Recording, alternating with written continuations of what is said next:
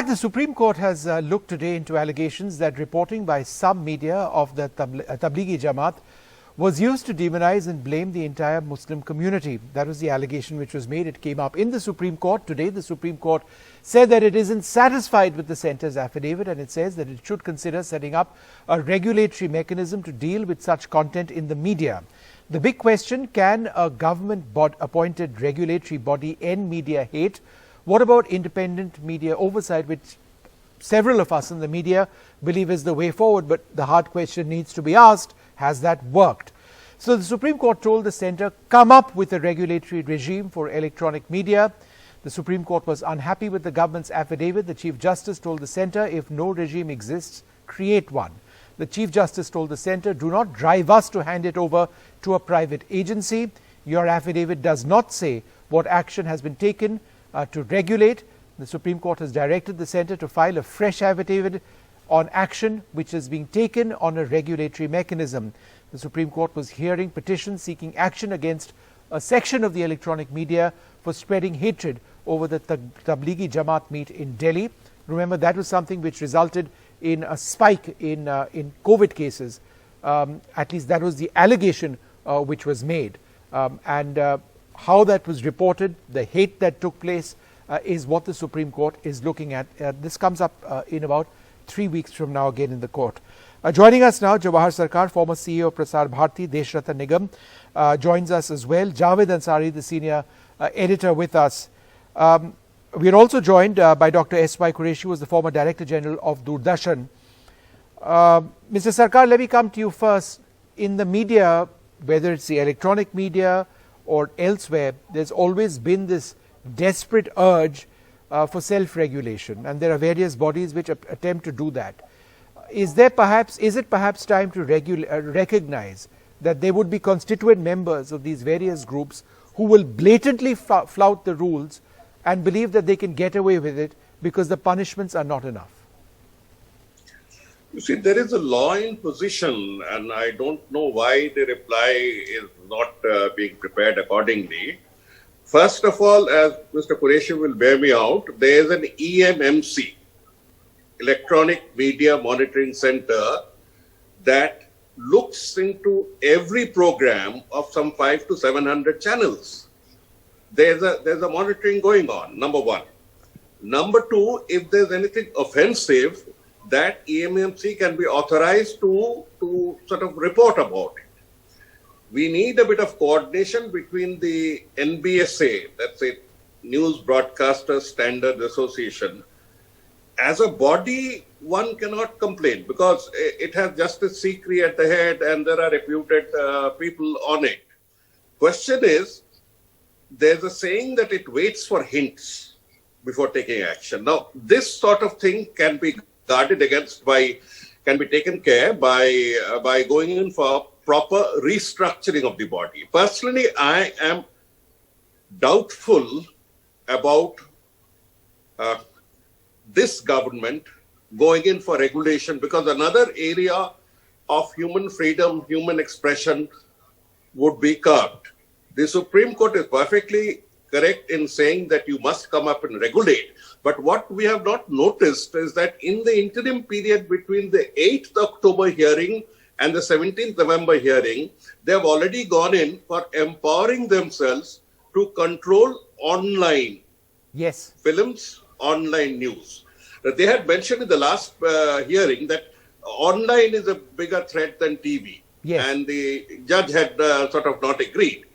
The question is, I don't know why are we going around the Cable Networks Act?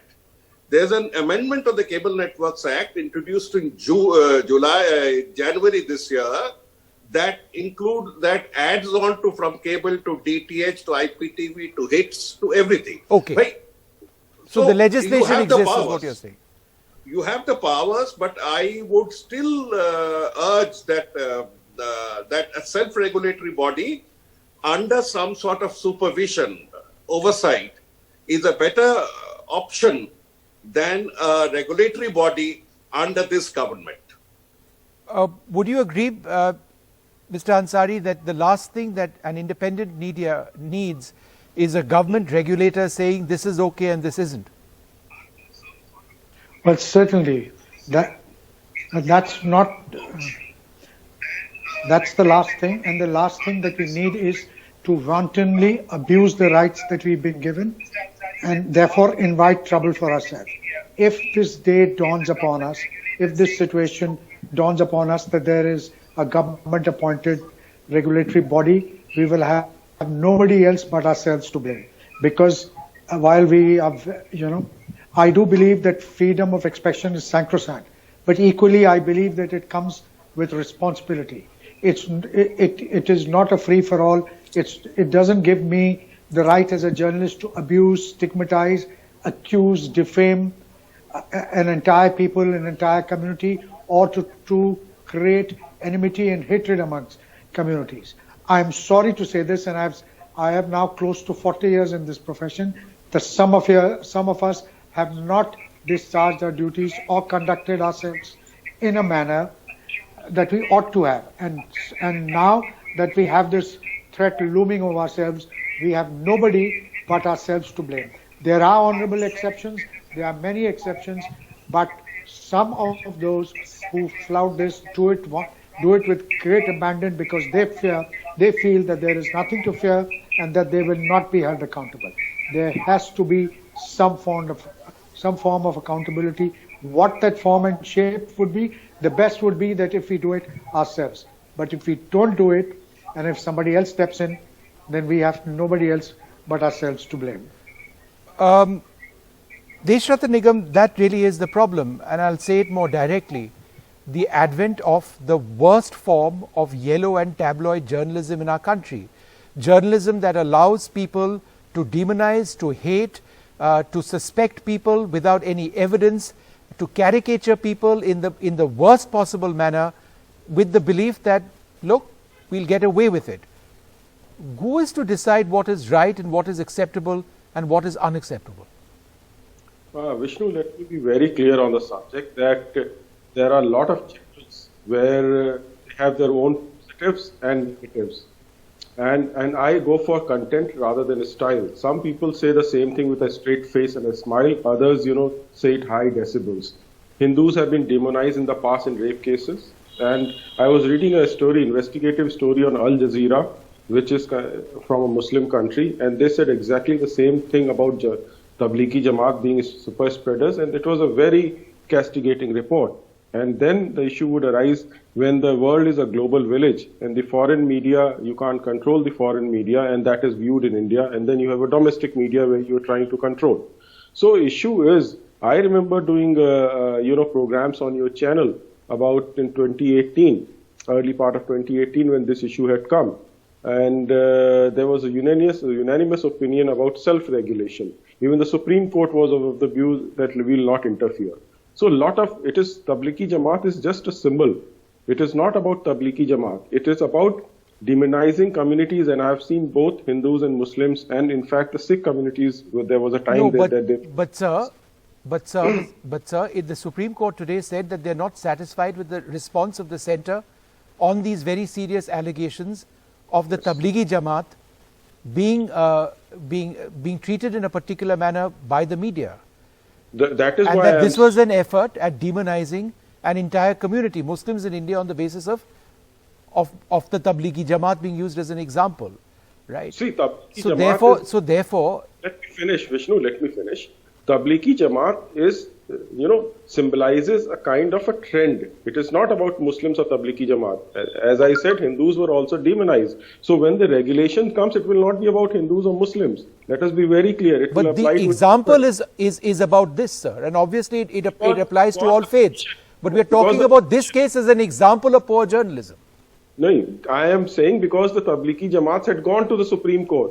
Hindus did not go to the Supreme Court when they were demonized. So this is not about this thing. Okay. What is being said by the Supreme Court is a general proposition of self-regulation versus external regulation. Okay, Javed Bhai has a point, and before I get to Mr. Qureshi, just 1 second, sir. Javed Bhai, go ahead. Yeah. Vishnu, my limited point is that the demonization or branding the entire Tablighi Jamaat, or for that matter, the entire Muslim community as being a part of some conspiracies to spread this pandemic in the country is as absurd as it would be on the part of some people if they would say that, the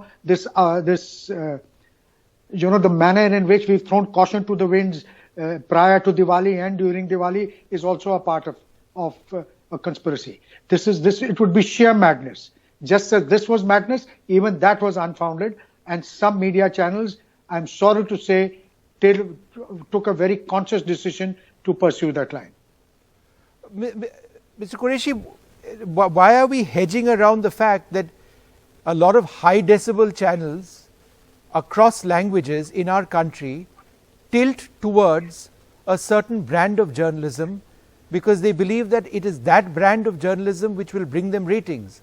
And the core issue over here is that that system of ratings is broken, and therefore it's a systemic issue. Yes.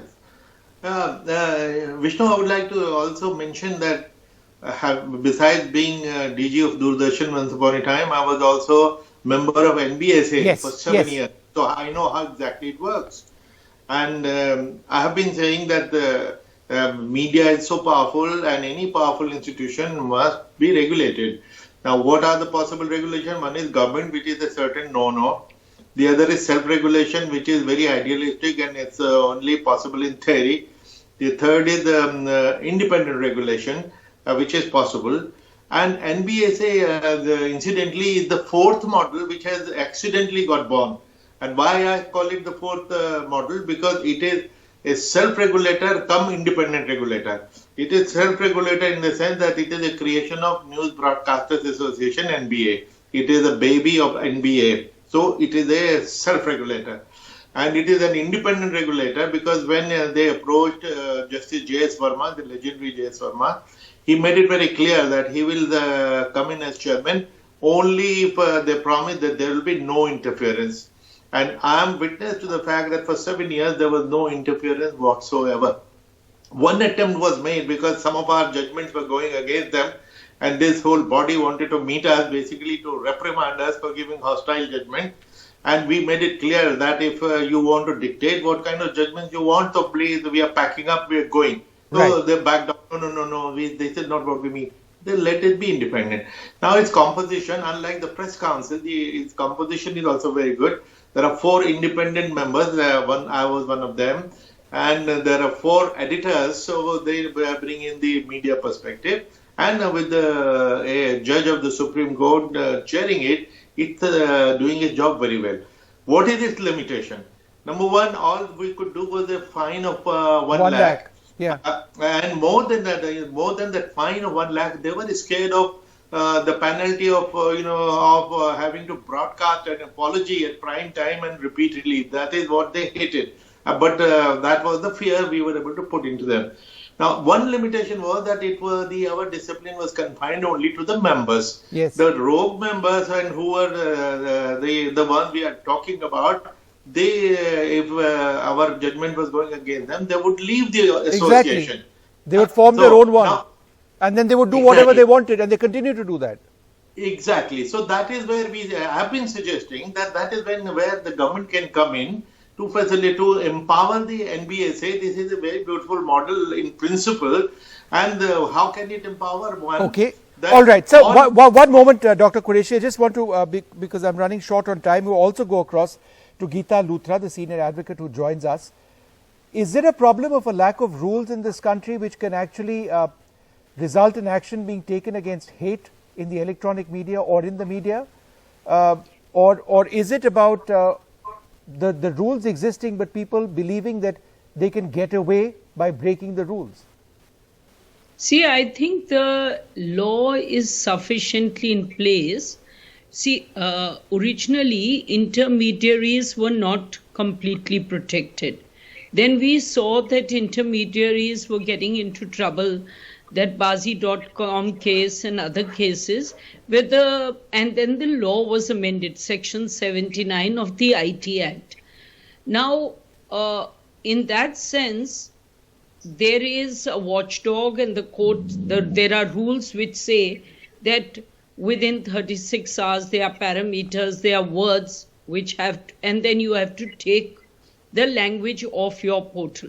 Now, what has to be a care which needs to be taken care of is the fact that on one hand, you don't infringe on freedom of speech and expression, and on the other hand, you have to ensure that there are not hate speeches and in language used or expressions used which in the US has been called low level speech. So basically we have to make a balance between what is low value speech and high value speech, and we have to ensure that high value speech there should be no restriction.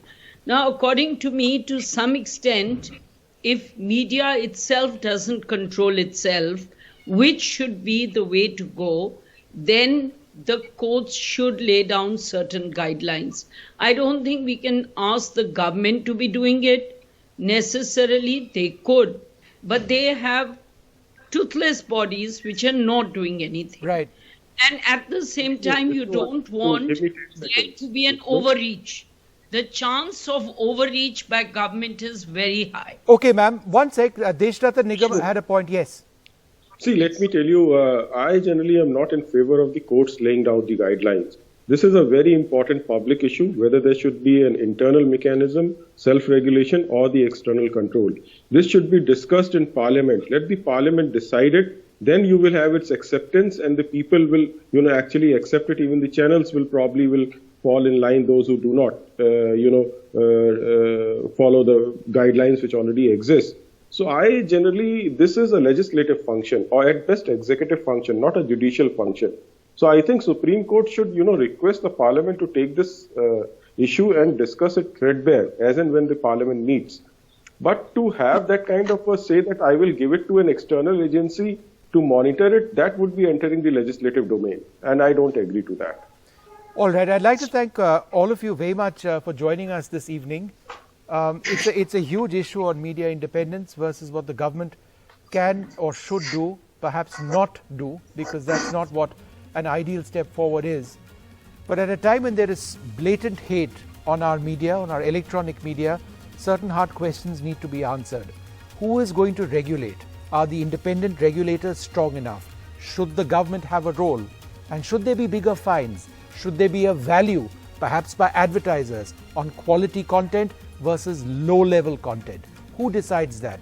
Who's going to encourage advertisers? In so many ways, the electronic media in our country is in an absolute mess. We'll take a short break, more coming up.